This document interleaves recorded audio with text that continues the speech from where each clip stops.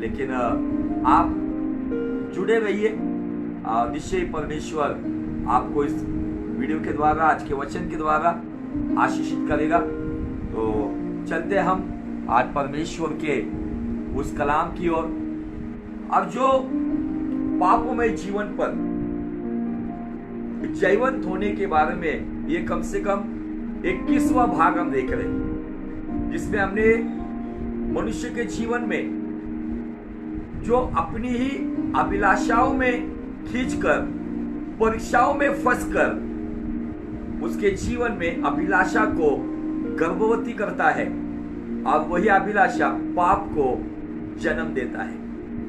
और हम किस तरीके से इन अभिलाषाओं पे जयवंत होंगे, how to overcome upon sinful things, how to get victorious life upon sinful things. बहुत से बार गलतियां कर देते, लेकिन गलती एक बार होने से ठीक है, लेकिन कुछ लोगों के जीवन में वो बार बार गलतियों में पड़ते हैं, परीक्षाओं में फंसते हैं, अपने जीवन में कहीं ना कहीं वो हारे हुए हैं, निराश है, हताश है, उदास है,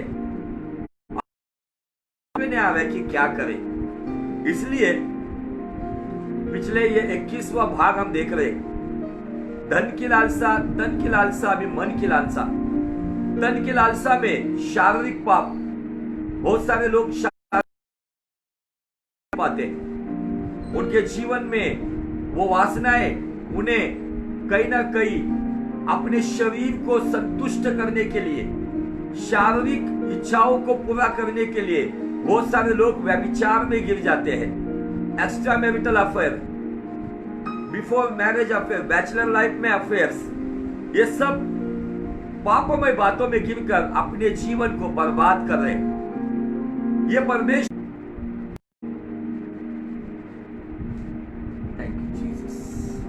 बहुत से बार मनुष्य अपने ही जीवन में परीक्षाओं में, लालसाओं में गिरकर कहीं ना कहीं अपने जीवन में दुखी है, निराश है।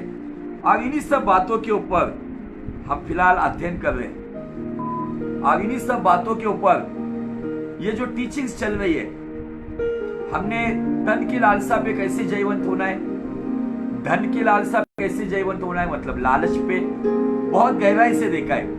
अभी हम चल रहे हैं मन की लालसा।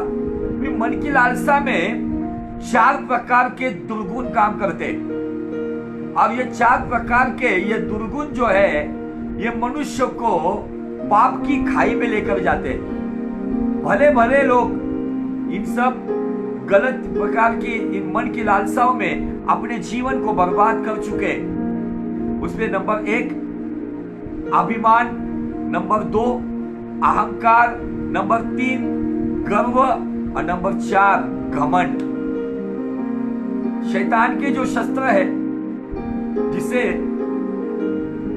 हम ट्रिपल जी कहते हैं, गर्ल, ग्लोरी एंड गोल्ड। शरीर की लालसा, धन की लालसा और मन, अभिमान, गर्व या घमंड। बहुत सारे लोग शायद तन की लालसा में नहीं गिरते होंगे, शायद वो परमेश्वर के साथ पवित्र जीवन जीने की वजह से, वचन पे चलने की वजह से वो वहां पे नहीं गिरते, अपने पारिवारिक जीवन को मेंटेन रखते, अपने पति के साथ, पत्नी के साथ, अपने पार्टनर के साथ वफादार रहते। अच्छी बात है, लेकिन दुष्ट क्या करता है, फिर उसके ऊपर दुनिया का मोह जाल डालता है। धन दौलत, शौहरत, सब बातें, बहुत सारी लग्जरियस लाइफ। अगर वो वहां पर भी सक्सेस नहीं होता है, तो तीसरी बात आती है अपना अहम, ईगो, मैं हूं सब, ये खुद की महिमा, ये सब बातें आती है। कहीं ना कहीं एक जगह पे मनुष्य गलती कर देता है।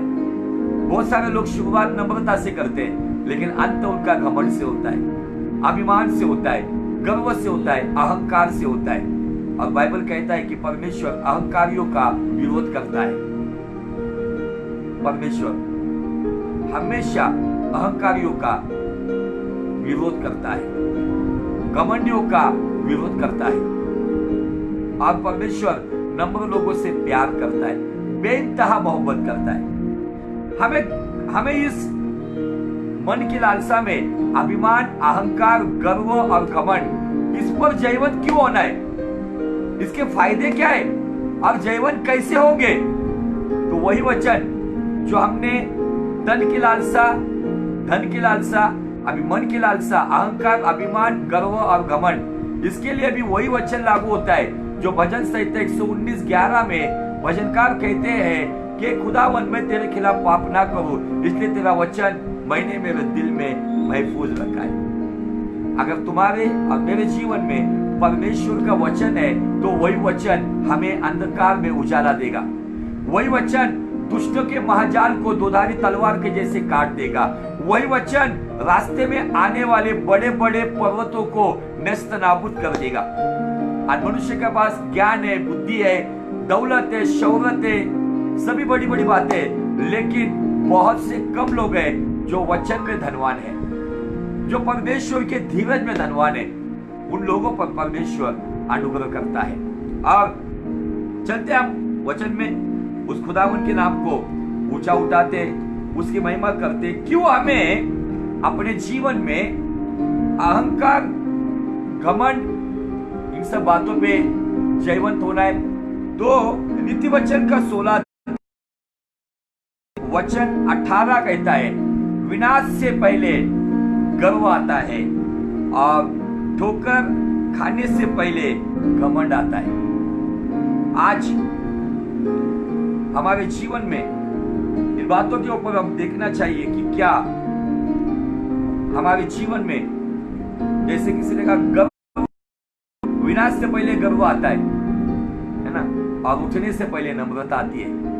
आज बहुत सारे लोगों ने इस नम्र जीवन को खो दिया है। यीशु मसीह ने जब कहा कि हे बहुत से थके लोगों मेरे पास आओ, तब यीशु मसीह ने एक बात के ऊपर हमारा ध्यान आकर्षित किया है। अब वो कहता है, मुझसे सीखो, मैं जो नम्र हूं, दीन हूं, मेरी ओर से सीखो, ताकि आप भी वही बात करें जो बातें मैं कर रहा था। लेकिन प्रॉब्लम यह है, अपने हटेले स्वभाव को, अपने आप को झुकने के लिए इंसान तैयार नहीं है। आप जो झुकता नहीं है, एक दिन वो टूट जाता है। आज बाइबल स्पष्ट रीति से कहती है भजन संहिता 16:18 में, विनाश से पहले गर्व आता है और ठोकर खाने से पहले घमंड आता है। इसलिए विनाश होने से पहले, ठोकर खाने से पहले, आइए अपने आप को हम नम्र करें। हम अगर यीशु से प्रेम करते हैं, आज बहुत सारे लोग मिराकल यीशु दिखाते हैं, प्रॉफिटिक यीशु बताते हैं, साइंस एंड वंडर्स का यीशु बताते हैं, लेकिन बहुत जगह पे हम्बल यीशु नहीं बताया जाता, नम्र यीशु। आज वो हमारे जीवन से दिखना चाहिए। और हमने यहाँ पे ये बातों के ऊपर जो अध्ययन किया है, हमें गर्व के ऊपर जयवंत क्यों होना है, इन सब गलत बातों के ऊपर जयवंत क्यों होना है, और अगर जयवंत होने के बाद हमें मिलता क्या है? अभिमान, गर्व और घमंड, इस पर अगर जयवंत होते हैं ना, तो हमारे भीतर नम्रता आती है, एक नम्र आत्मा हमारा बन जाता है। और जब नम्र आत्मा बनता है ना, तो हमें क्या मिलता है? तो आइए हम पढ़ेंगे नीति वचन 29:23। मनुष्य को गर्व के कारण नीचा देखना पड़ता है, परंतु नम्र आत्मा वाला महिमा का अधिकारी होता है। नम्र आत्मा वाला।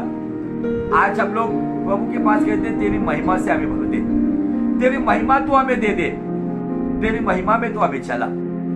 लेकिन मुझे आपको बताना है, अगर आप और मैं अपने जीवन का हर एक क्षेत्र का घमंड, अहंकार, अभिमान और गर्व का त्याग करते हुए अगर नम्रता के साथ अपना कदम बढ़ाएंगे, तो मुझे आपको बताना है, बाइबल कहता है, परंतु नम्र आत्मा वाले महिमा का अधिकारी होंगे। जब एक बार मूसा के द्वारा, मूसा ने एक कुशी स्त्री के साथ विवाह किया, और जब उसने ये निकाह किया तब मूसा की बहन मिर्याम और मूसा का भाई हारून उन्होंने आकर मूसा से झगड़ा शुरू किया और तुरंत बाइबल कहती कि वहां पे मेल मिलाप वाले तंबू पर मेघ का छाया आ गई और परमेश्वर उतर कर आया। परमेश्वर ने सबको परमेश्वर कहता है मूसा को सॉरी मिर्याम को और हारून को, शायद मैंने आपके साथ स्वप्न में दर्शन में बात किया होगा, लेकिन मूसा के साथ मैं आमने सामने फेस टू फेस बात करता हूं और इस दुनिया में मूसा के जैसा नम्र कोई नहीं है। इसीलिए यही मूसा महिमा का अधिकारी हो गया। क्यों? क्योंकि वो नम्र हो। ये मूसा इतना गुस्सेल था, इतना अहंकारी था, अभिमानी था, मिस्र का राजकुमार था। जब उसे पता चला कि मैं मिस्री नहीं हूं तो मैं इब्री इस्राएली हूं, अपने लोगों के लिए उसने एक व्यक्ति का वहां पे खून किया, वहां से भागकर चला गया। जंगल में इतना नम्र हुआ कि अपना जो ससुर था मिद्यानी इत्रो, उसकी भेड़ बकरियां चराने लगा। 40 साल राजकुमार के जैसे रहने वाला व्यक्ति 40 साल जंगलों में पहाड़ों में भटकता रहा, भेड़ बकरियां चराता रहा, सिंपल लाइफ जिया, नम्र हो गया। यही नम्र आत्मा वाला मूसा एक दिन होरेब पर्वत पे था, जलती झाड़ियों में परमेश्वर ने उसे दर्शन दिया और अपनी महिमा के लिए मूसा को चुन लिया। और यही मूसा महिमा का अधिकारी बनते हुए उसने मिस्र में 10 बड़ी विपत्तियों को लाया। यही मूसा वो महिमा का अधिकारी बनते हुए लाल समंदर को 2 हिस्से में बांट दिया। यही मूसा उसे चट्टान पर लाठी मारकर पानी लाया। यही मूसा कड़वे पानी को मीठा करता है। यही मूसा परमेश्वर से मन्ना लेकर आता है। यही मूसा 40-40 दिन महिमा में दिन बिताता था। ऐसा मूसा। आज मूसा के बारे में हम कभी और देखेंगे। आज जो मैं फाउंडेशन और डालना चाहता हूं कि जिस पर हमने अंत किया था कि ये अहंकार कहो, अभिमान कहो, गर्व कहो या घमंड कहो, ये जो स्वभाव है इसका जन्म कब और किसके थ्रू हुआ? ये अभिमान कब आया? अहंकार कब आया? गर्व कब आया? घमंड कब आया? और लाया किसने? तो इसका जन्म जहां हुआ उसकी थोड़ी सी इंफॉर्मेशन हम देखेंगे। बाइबल कहता है यशायाह नबी का 14 अध्याय वचन 12 में, हे भोर के चमकने वाले तारे, तू कैसे आकाश से गिर पड़ा? तू कैसे आकाश से गिर पड़ा है? तू जो जाति जाति को हरा देता था, तू अब कैसे काट कर भूमि पर गिराया गया है। ये भोर का तारा मतलब भोर के चमकने वाले तारे, इस लूसीफर को कहा गया है चमकने वाला। शैतान काला नहीं है, बहुत ही सुंदर है, इसीलिए उसके जो दुष्ट है, उसकी जो सेना है वो भी स्वर्गदूत के जैसे तेजस्वी स्वरूप के द्वारा आते हैं। और कभी कभी हमें लगता है कि शैतान बहुत ही खतरनाक दिखता होगा, बहुत सुंदर है वो, बहुत सुंदर बला है वो, इसीलिए वो सुंदर सुंदर बातों में परमेश्वर के लोगों को फंसाता है। वो दिखने में एकदम जैसे आज दुनिया शैतान को प्रेजेंट करते है, वैसा नहीं है। चमकने वाला तारा कहा गया उसे। अभी ये जो 4 बातें मैंने आपको बताई, अहंकार, अभिमान, गर्व और घमंड, ये 4 बातें आज फिर से एक बार मैं रिपीट करना चाहता हूं। आगे बाइबल कहता है, तू मन में कहता था मैं स्वर्ग पर चढ़ूंगा। हाँ, नंबर 1, मैं स्वर्ग पर चढ़ूंगा। मैं आगे कहता है सिंहासन को ईश्वर के तारांगण से भी ऊंचा करूंगा। मैं स्वर्ग पर चढ़ूंगा, यहां पे आया अभिमान। नंबर 2, मेरा जो सिंहासन है वो ईश्वर के तारांगण से भी ऊंचा करूंगा, यहां पे आया अहंकार। तीसरा मैं देखते हैं अब यहां पे, मैं मेघों से भी ऊंचे स्थानों में ऊपर चढ़ूंगा। नंबर 3, यहां पे आया गर्व, मेघों से भी ऊपर जाऊंगा। इसलिए कभी कभी कहते ना, अरे इसमें बहुत गर्व आ गया है, अभी देखो बहुत ऊपर की बातें, उड़ने की बातें करता है। नंबर 4 वो कहता है मैं परम प्रधान के तुल्य हो जाएगा। जिस बाप ने उसको बनाया उस बाप के समान होने की कोशिश कर रहा है। निर्मिति निर्माता के जैसा होने की कोशिश कर रहे। ये हो सकता है क्या? ये 4 मय, आज ये 4 मय क्या बता रहे हमें? जो दुष्ट लूसीफर नीचे डाल दिया गया, उसके पीछे का कारण क्या है? वही अहंकार, वही अभिमान, वही गर्व और वही घमंड। ये 4 बातें उसको गिरने का कारण हो गए। इसलिए बाइबल कहती है विनाश के पहले गर्व आता है, ठोकर खाने से पहले घमंड आता है। ये विनाश का कारण हो गया। जो परम प्रधान के छाये में रहता था, परमेश्वर की हुजूरी में रहता था, वो लूसीफर अपने जीवन में ये 4 मय, क्या आज हमारे जीवन में ये मय है? शायद हमने धन की लालसा, शारीरिक वासना में जीवन पाया होगा, लेकिन क्या आज हमारे जीवन में क्या वो मय है जो मेरा अभिमान? क्या वो मय है मेरा अहंकार? क्या वो मय है जो मेरा गर्व?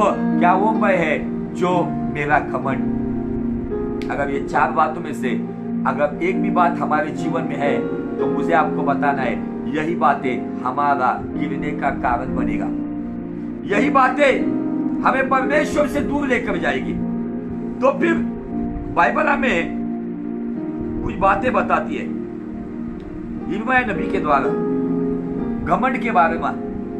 क्या कहता है वो? आइए यिर्मयाह का 9वां अध्याय और वचन 23, यिर्मयाह चैप्टर 9 एंड वर्स 23 से आगे पढ़ेंगे। यहोवा यो कहता है बुद्धिमान अपनी बुद्धि पर घमंड ना करे। बहुत सारे लोगों को किसका किसका घमंड होता है ना? किसी को ज्ञान का घमंड, किसी को ताकत का घमंड, किसी को शोहरत का घमंड, किसी को दौलत का घमंड, है ना? ताकत, दौलत, शोहरत, पर्सनैलिटी, सभी बातों में आज इंसान घमंडी बन गया है। लेकिन हमने देखा है जिन जिन देशों को घमंड था अपनी धन दौलत की, कल तक का मृत्यु पाने वालों का रिपोर्ट पता है सारी दुनिया का। इस 6 महीने में 8.5 लाख से भी अधिक लोग दुनिया छोड़ चुके। अब वो 8.5 लाख से भी अधिक लोग, सारे धनवान, ज्ञानी लोग, ताकतवर लोग, शोहरत वाले लोग, बड़े बड़े हुद्दे के लोग इस दुनिया से चले गए। इसलिए बाइबल कहता है यिर्मयाह नबी के 10 अध्याय वचन 23 में, यहोवा यो कहता है बुद्धिमान अपनी बुद्धि पर घमंड ना करे, न वीर अपनी वीरता पर, न धनी अपने धन पर घमंड करे, परंतु जो घमंड करे वह इसी बात पर घमंड करे कि वह मुझे जानता और समझता है कि मैं ही वह यहोवा हूँ जो पृथ्वी पर करुणा, न्याय और धर्म के काम करता है, क्योंकि मैं इन्हीं बातों से प्रसन्न रहता हूँ। घमंड करना है तो किस पे करना है? जो मुझ पर करुणा करता है, जो मेरा न्याय करने वाला, जो मुझे धर्म मार्ग पे चलाने वाला, उस पर मैं घमंड करूं। बुद्धिमान बुद्धि पर घमंड ना करे, वीरता अपने वीरता पे घमंड ना करे, धनवान अपने धन पे घमंड ना करे, रूपवान अपने रूप पर घमंड ना करे। फिर वो स्त्री हो या पुरुष हो, आपकी क्या शोहरत है, कितनी बड़ी दौलत है, आपकी हुकूमत है, ना हुकूमत पे घमंड करो, ना शोहरत पे घमंड करो, ना दौलत पे घमंड करो, ना अपने आप पे घमंड करो, ना अपने चरित्र पे घमंड करो। अगर घमंड करना है तो परमेश्वर। आज बहुत सारे लोग इन बातों में गिरे हुए, इसलिए उनका जीवन कहीं ना कहीं आज बंधनों में पड़े हुए। बहुत सारे लोगों को ऐसा लगता है कि मेरा धन है, मेरी शोहरत है, मेरी दौलत है, मेरी हुकूमत है, ये कोई बातें। बाइबल कहता है क्रोध के दिन धन काम नहीं आएगा। क्रोध के दिन मतलब न्याय के दिन धन काम नहीं आएगा। न्याय के दिन एक ही बात काम में आएगी, जिन्होंने उस खुदावन के धर्म राज्य को पाया है, जिन्होंने उस परमेश्वर को अपनाया है, जिनके जीवन का घमंड परमेश्वर का वो जो सूली है वो है। आज बहुत सारे लोग अपने जीवन में कहीं ना कहीं गलतियां कर रहे। आज हमें जांचना होगा, इस मन की लालसा पे मुझे जयवंत होना होगा। क्या मेरे अंदर किसी बात का व्यर्थ अभिमान है? क्या मेरे भीतर किसी व्यर्थ बात का अहंकार है, गर्व है या घमंड है? यही चार बातें लूसीफर को परमेश्वर के स्वर्गीय राज्य से उठा के गिराने का कारण बन गई। क्यों बन गई? वो कह रहा था कि मैं स्वर्ग से ऊंचे स्थान पर जाऊंगा, मैं मेरा सिंहासन परमेश्वर के सिंहासन से ऊंचे लगाऊंगा, मैं मेघों से ऊपर जाऊंगा और मैं मेरा जो स्वरूप है परमेश्वर के समान करूंगा। यही चार मैं में अभिमान, अहंकार, गर्व और घमंड, यही चार बातें थी जो लूसीफर को स्वर्गीय राज्य से उठा के पटकने का कारण बन गई।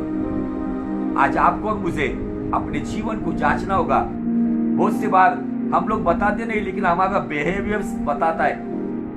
हम हमारी स्टाइल से बताते हैं कि हमें कौन सी चीज का घमंड है। इंसान को हमारे जीवन से हमारी धन दौलत का घमंड ना दिखे। अगर घमंड करना है तो यीशु नाम का घमंड करो। आइए हम और वचन नए नियम से पढ़ेंगे। गलतियों का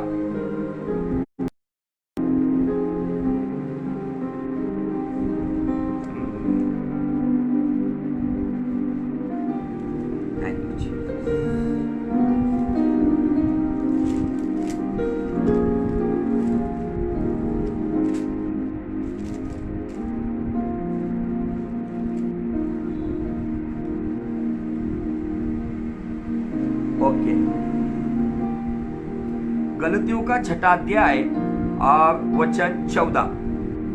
यहाँ पे हम 13 से पढ़ेंगे चाहिए तो। यहाँ पे पौलुस गलतियों की कलीसिया को कुछ कह रहा है, क्योंकि खतना कराने वाले स्वयं तो व्यवस्था पर नहीं चलते, पर तुम्हारा खतना इसलिए कराना चाहते हैं कि तुम्हारी शारीरिक दशा पर घमंड करें। अभी ये जो खतना करना सुनता, जिसे मराठी में कहा गया, इंग्लिश में सर्कमशन कहा गया, ये जो खतना करने के ऊपर यहूदी अपने आप को घमंड करते थे, जो खुद करते थे लेकिन व्यवस्था के अनुसार नहीं चलते थे। लेकिन 14 वचन में वो कहता है, पर ऐसा ना हो कि मैं अन्य किसी बात का घमंड करूं, क्योंकि पौलुस भी एक फरीसी था, बेंजामिन वंश में पैदा हुआ था। इसलिए वो कहता है कि मेरे अंदर भी इन शास्त्रीय फरीसियों के जैसे व्यवस्था की बातों का घमंड ना आए। इसलिए वो कहता है, मैं अन्य किसी बात का घमंड करूं, केवल हमारे प्रभु यीशु मसीह के क्रूस का। मतलब पौलुस कहता है, अगर मुझे घमंड करना है तो केवल प्रभु यीशु मसीह के क्रूस का। आज कितने हैं यहाँ पे जिनको यीशु मसीह के क्रूस का घमंड है? गले में वो यीशु मसीह के क्रूस का चिन्ह पहनना मतलब घमंड नहीं, कोई टैटू निकालना मतलब घमंड नहीं, वो जपमाला को घुमाना मतलब घमंड नहीं। वो सूली क्या है? वो सूली का मीनिंग वो आगे बताता है। आगे पढ़ते हम, जिसके द्वारा संसार मेरी दृष्टि में और मैं संसार की दृष्टि में क्रूस पर चढ़ाया गया हूं। हालेलुया, क्रूस पर चढ़ाया गया हूं।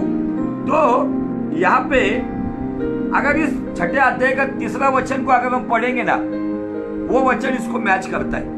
क्योंकि यदि कोई कुछ ना होने पर भी अपने आप को कुछ समझता है तो अपने आप को धोखा देता है, पर हर एक अपने ही काम को जांच ले, तब दूसरे के विषय में नहीं परंतु अपने ही विषय में उसको घमंड करने का अवसर होगा, क्योंकि हर एक व्यक्ति अपना ही बोझ उठाएगा। मतलब कभी कभी हम कुछ ना होने के बावजूद अपने आप को कुछ समझना शुरू कर देते हैं। हमारी औकात नहीं है, हमारी कुछ भी औकात नहीं है। केवल यीशु मसीह के लहू के द्वारा इस दुनिया में हम आज हैं। हमारी कोई योग्यता नहीं है उसकी इबादत कर सके, उसकी सेवकाई कर सके, केवल उसका अनुग्रह है। और बाइबल यहाँ पे कहता है, पौलुस कहता है 6 अध्याय वचन 14 में, मैं घमंड करता हूं केवल यीशु मसीह के क्रूस का। आज बहुत सारे लोगों को अपनी धन दौलत, शोहरत, हुकूमत, अधिकार, कुछ लोगों को सेवकाई में अभिषेक मिलता है, उनके द्वारा हीलिंग, मिराकल, बड़ी बड़ी बातें होती है, उनके अंदर भी घमंड आता है। उनको लगता है मैं प्रभु का दास हूं। चेंज हो जाते, वो अपनी लाइफस्टाइल चेंज कर देते। थोड़ी सी शोहरत मिलने के बाद वो अपने तरीके बदल देते। वो इंसान के साथ ऊंच नीच देखना शुरू कर देते। पहले हर एक को व्यक्ति मिलने वाला, वो सिलेक्टेड लोगों को मिलना शुरू करता है। ये भी काम हो रहा है सेवकाई के अंदर। और खुदावंद चाहता है कि आज मेरे जो लोग हैं वो इस कदर नम्र बन जाए कि मैं उन्हें मेरी ओर से मिलने वाला वो प्रतिफल उनको दूं। पौलुस यहाँ पे कहते हैं कि आज अगर आपको घमंड करना है तो प्रभु यीशु मसीह के सूली का घमंड करो। उस सूली के ऊपर वो हमारे लिए मारा गया, उसके शरीर का आखिरी लहू का कतरा भी बहाया गया, वो हमारे लिए बलिदान हो गया, उसने हमारे लिए सब कुछ दे दिया। लेकिन अभी समय हमारा है। वो कहता है कि मैं, संसार मेरे लिए सूली पे टंगा हुआ है और संसार के लिए मैं सूली पे लटका हूं। मतलब संसारिक बातें मेरे लिए कुछ भी नहीं है और संसार के सामने मैं कुछ भी नहीं हूं। मैं जीरो हूं, मैं खाली हूं। आज इन बातों के ऊपर हमें स्पेशली आज अध्ययन और मनन करना होगा। क्या मेरे जीवन में सच में मैं परमेश्वर की इच्छा के अनुसार चल रहा हूं? क्या मेरे अंदर वो अहंकार, वो अभिमान नहीं है? मैं परमेश्वर की इच्छा पे चल रहा हूं। फिर से पर मैं उसी वचन की ओर आपका ध्यान खींच कर लेके आना चाहता हूं, क्योंकि बाइबल कहता है याकूब का 4 अध्याय वचन 6 में, वह तो और भी अनुग्रह देता है, इस कारण यह लिखा है, परमेश्वर अभिमानियों का विरोध करता है पर दीनों पर अनुग्रह करता है।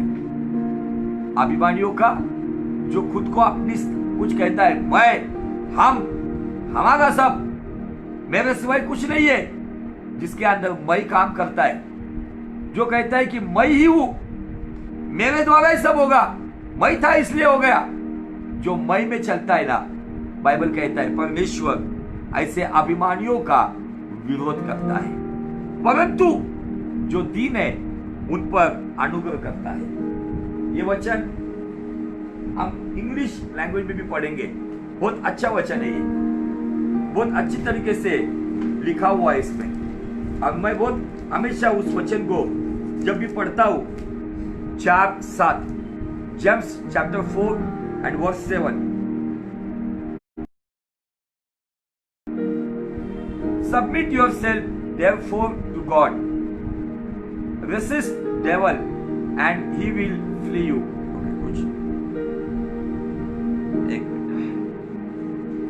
Okay, 4:6, but he gives more grace, therefore it says God opposes the proud. परमेश्वर अपोज करता है प्राउड को, but gives grace to the humble. Humble person को वो अनुग्रह देता है, हम्बल पर्सन को वो अपनी कृपा देता है। आज आपको कृपा चाहिए क्या? तो आपको इस मन की लालसा पर जयवंत होना होगा।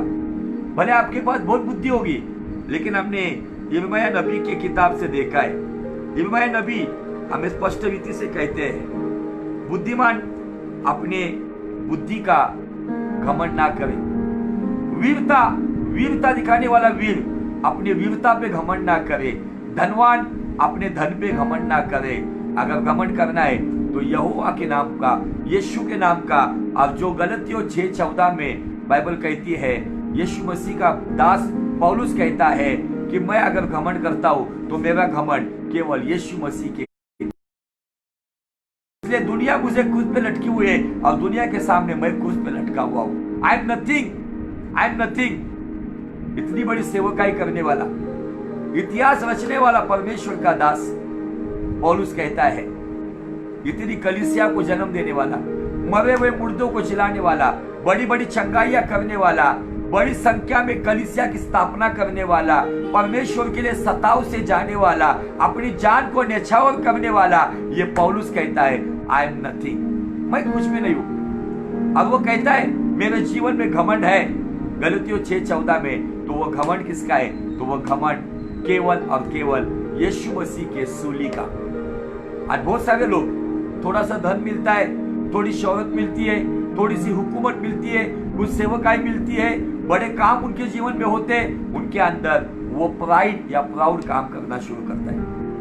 उनके अंदर वो अभिमान, वो अहंकार, वो गर्व और वो घमंड काम करता है, और इसी वजह से वो गिरने का कारण बनते हैं। आज आपको और मुझे इन बातों से एक सीख लेनी होगी। आज आपको और मुझे इन बातों से एक निर्णय लेना होगा कि नहीं, मेरे जीवन में मैं कितना भी बढ़ूं, कितना भी मैं बड़ा हो क्यों ना जाऊं, मेरी कितनी भी उन्नति क्यों ना हो, लेकिन मैं मेरे जीवन में ना धन का, ना किसी बात का, ना हुकूमत का, ना शौहरत का, ना मेरे ज्ञान का, ना मेरे अधिकार का, ना मेरे लोगों का, ना मेरे बच्चों का, ना परिवार का, ना किसी दौलत का, ना किसी जागीर का, ना किसी शौहरत का, किसी बात का भी मैं घमंड नहीं करूं। घमंड करना है तो केवल यीशु के नाम का।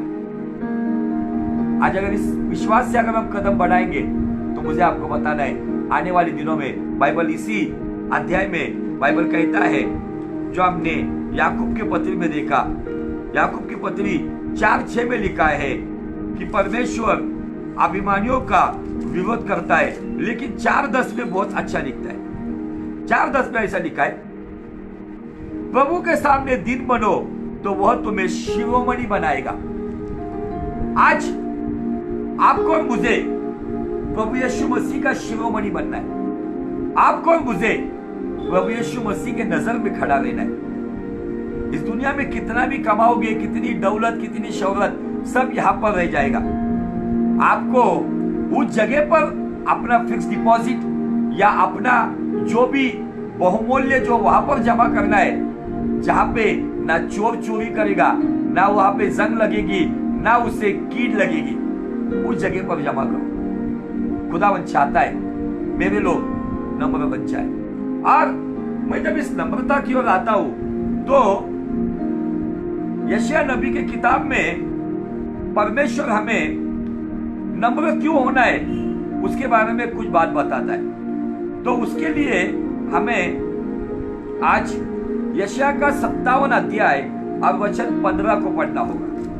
यशायाह नबी का अध्याय 57 और वचन 15। Isaiah chapter 57 and verse 15। क्यों हमें मन की लालसा पे जयवंत होना है? क्यों हमें अभिमान कहो, अहंकार कहो, गर्व कहो, घमंड कहो, इन 4 बातों के ऊपर, मतलब मन की लालसा के ऊपर हमें जयवंत क्यों होना है? अगर इन बातों पे हम जयवंत होते हैं ना तो हमें क्या मिलता है?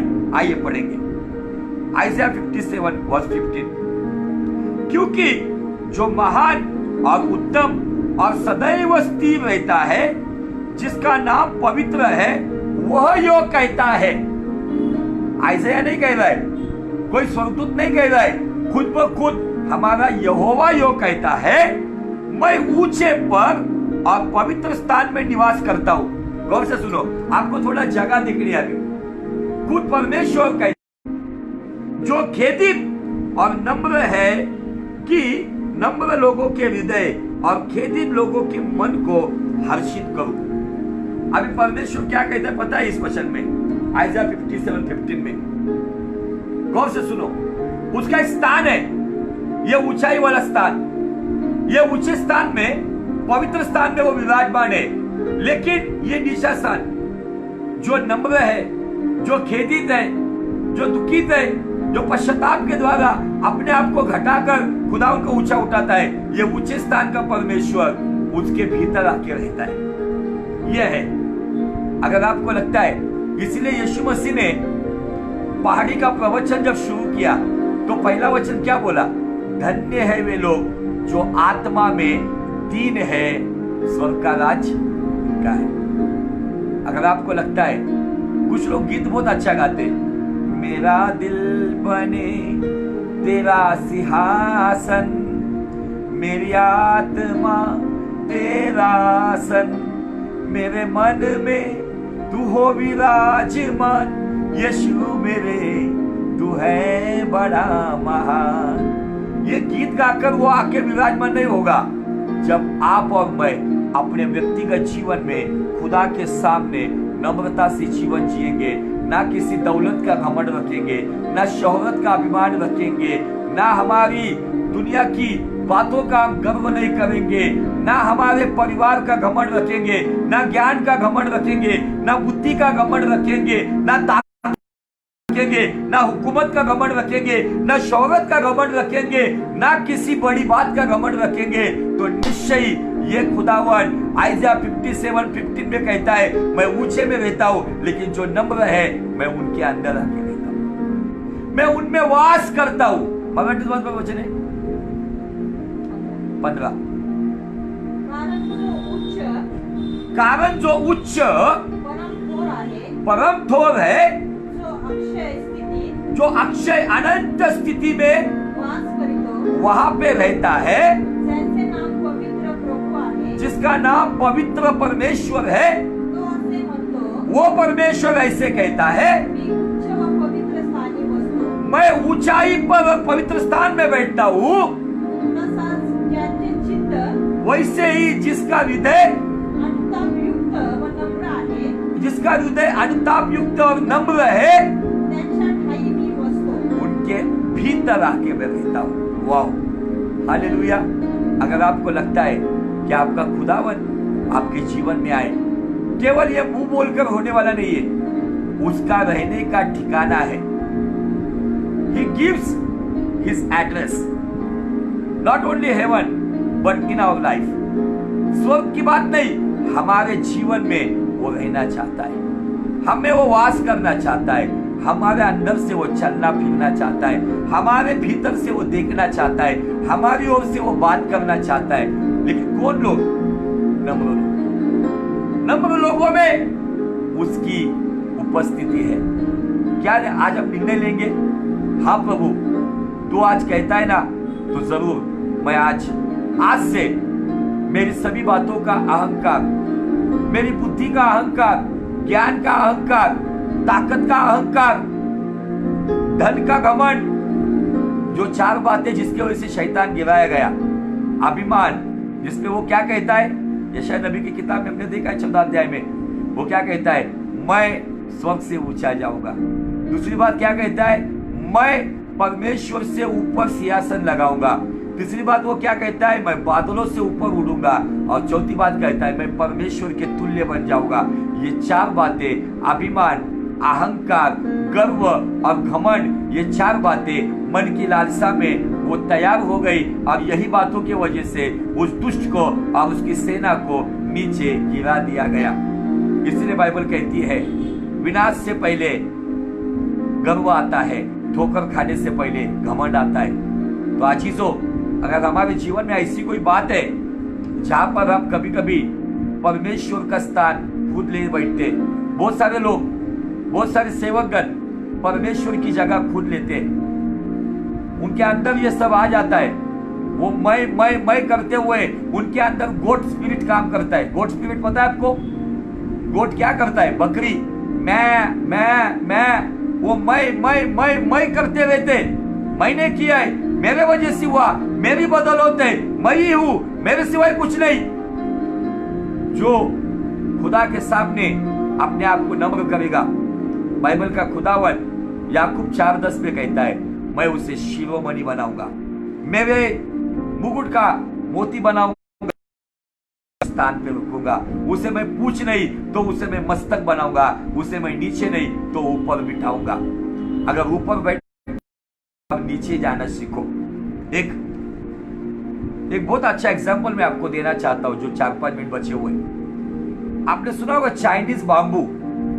चाइनीज बांबू फेमस है वर्ल्ड में। ये चाइनीज बांबू है ना, उसका जब पौधा लगाया जाता है, तो ये चाइनीज बांबू का पौधा जब जमीन में लगाया जाता है ना, बीज जब डाला जाता है ना, तो 5 साल तक जमीन के ऊपर नहीं आता है। वो चाइनीज बांबू का बीज 5 साल तक जमीन के ऊपर नहीं आता है। 5 साल तक वो अंदर बढ़ते रहता है। आपको पता है क्या, यही चाइनीज बाम्बू का वो जिसे एक शीड़ का जहाज कहा जाता है, वो जहाज बनाकर कोलंबस अमेरिका नाम का खंड का उसने शोध लगाया, उसने ढूंढा, डिस्कवर किया उसने। वास्को द गामा वहां से पुर्तगाल से वो गोवा में आया, पुर्तगाल से गोवा में आया समंदर का सफर करते हुए। कौन सा जहाज था? यही चाइनीज बाम्बू का जहाज था। ये चाइनीज बाम्बू है ना, इतना बेहतरीन होता है कि वो पानी में डूबता नहीं है, पानी में बहुत बड़ा वजन लेके अब वो पर्दों को भी सपोर्ट करता है और तैरते रहता है, पानी पे तैरता है, डूबता नहीं वो।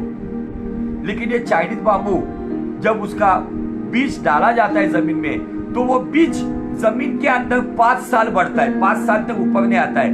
5 साल पूरे होने के बाद वो जमीन के जब ऊपर आता है ना, जब वो पौधा ऊपर आता है, तब 50 हफ्तों में, कितने हफ्तों में?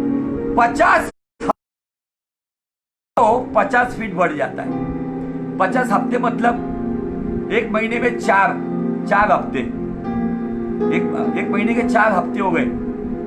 साल में तकरीबन 50 हफ्ते हो जाते। एक साल में 50 साल वो नीचे बढ़ता है, लेकिन एक साल में वो 50 फीट बढ़ता है। जितना तुम खुद को नम्र करोगे, जितना तुम घटाओगे, शायद अभी तक आपको रिजल्ट नहीं मिला होगा। मुझे देखने वाले कोई अभिषिक्त दास होंगे, उनके बारे में कहा गया होगा, अरे क्या हो गया, 15 साल हो गए, 20 साल हो गए, ये अभी तक उधर का उधर ही है। इनके पीछे से जो लोग आए ना, वो देखो किधर पहुंच गए। बाइबल कहता है जो बहुत जल्दी बढ़ता है ना, वो बहुत जल्दी नष्ट भी हो जाता है। बहुत समय पे बढ़ता है ना, वो टिका रहता है। आपको टिकाऊ सेवकाई करनी है, आपको टिकाऊ बनना है, या आपको जल्दी खत्म होना है, यह आपके ऊपर है। जितना आप नीचे जाओगे, जितना आप खुद को नम्र करोगे, जितना आप परमेश्वर के साथ और नीचे जाओगे, खुद को घटाओगे, परमेश्वर और ऊंचा करेगा आपको। हालेलुया। आपके जो 20 साल शायद सेवकाई में अभी तक कुछ नहीं हुआ, आप नम्रता से सेवकाई कर रहे हो ना, आने वाले 1 साल में ना आंखों ने देखा, ना कानों ने ना सुना, ना मनुष्य के चित्त में नहीं आया, ऐसी अलौकिक और अद्भुत बातें परमेश्वर आपके जीवन में करेगा। आमीन। चाइनीज बाम्बू हमें संदेश देता है, वो 5 साल तक नीचे बढ़ता है, लेकिन 5 साल के बाद जब ऊपर आता है, 1 साल में 50 फीट बढ़ता है। और तब उसको काट कर, उस बाम्बू को तोड़कर उसको कीमत भी मिलती है। फिर उसके जहाज बनाए जाते हैं। वो जहाज एक देश से दूसरे देश में जाते हैं, दूसरे देश से तीसरे देश में जाते हैं। 5 साल तक जो जमीन पर ही थे, 5 साल के बाद 1 साल बढ़ने के बाद वो सारी दुनिया को घूमना शुरू कर देते हैं। मुझे आपको बताना है, निराश मत होना। आपको ऐसा लगता होगा मेरे इतने साल बर्बाद हो गए, नहीं, इतने साल परमेश्वर आपको अंदर बढ़ा रहा था। अभी आने वाले दिनों में परमेश्वर आपको बाहर बढ़ाएगा। आमीन। मैं मेरे खुद के लिए लेता हूँ, शायद इस लॉकडाउन में हमारा ये साल गया है, ये साल गया नहीं है, मैं कहूंगा ये साल में हम खुदा के अंदर आ गए हैं। अभी ये लॉकडाउन के बाद जब हम बाहर आएंगे ना, तो परमेश्वर हमें बाह्य स्वरूप में बढ़ाएगा। ये लॉकडाउन में हम अंदर बढ़ रहे थे, लॉकडाउन के बाद हम अभी बाहर बढ़ेंगे। आमीन। इसलिए निराश मत होना, बिल्कुल मायूस होना नहीं। जो आज तक आपने देखा नहीं, सुना नहीं, सोचा नहीं, ऐसी बातें खुदावन आपके जीवन में आएगा। ना देखा, ना सुना, ना सोचा, ऐसे अद्भुत बातें परमेश्वर आपके जीवन में करेगा। इसलिए निराश होना नहीं। परमेश्वर आपको महिमा से महिमा में लेके जाना चाहता है। इसलिए परिस्थिति में वो एक ही चाहता है, नम्रता से जीवन जियो। नम्रता से जीवन जीने वाले लोग पृथ्वी के अधिकारी बनते हैं, और परमेश्वर आपको अधिकारी बनाना चाहता है। नीति वचन 29-23 में दिया है, नम्र आत्मा वाले महिमा के अधिकारी होते। परमेश्वर आपको महिमा नहीं देगा तो महिमा का अधिकारी बनाएगा। इसलिए इस समय में परमेश्वर चाहता है जितना हो सके उसमें जीवन जियो। भले दुनिया आपको एकदम साधारण समझती है, नो प्रॉब्लम। दुनिया आपको तुच्छ समझती है, नो प्रॉब्लम। दुनिया आपको क्रिटिसाइज करती है, नो प्रॉब्लम। लेकिन आपका समय जब आएगा ना, तो सारी दुनिया दांतों तले उंगलियां दबाएगी और देखेगी कि खुदावन ने आपको कहां से कहां लेकर गए। शायद ये समय नीचे जाने का है, लेकिन एक समय आएगा परमेश्वर आपको उकाब की नाई ऊंची उड़ान देगा, ऊंचे आसमान पे उड़ाएगा और आपको महिमा से महिमा में लेकर जाएगा। इसलिए निराश मत होना, चिंता मत करना, खुदावन में बने रहना और इस मन की लालसा के ऊपर ध्यान रखना। आपके भीतर ना अभिमान, ना अहंकार, ना गर्व, ना घमंड कभी भी ना आए, तो उसके खिलाफ नम्रता है, क्योंकि नम्रता और परमेश्वर का डर धन, सम्मान और जीवन देता है। खुदावन आपको बहुत बहुत आशीषित करे। इस वचन के साथ वफादारी से चलने के लिए पवित्र आत्मा यीशु नासरी के नाम में आपके जीवन में अगुवाई करता रहे। May God bless you, may God bless you. आमीन।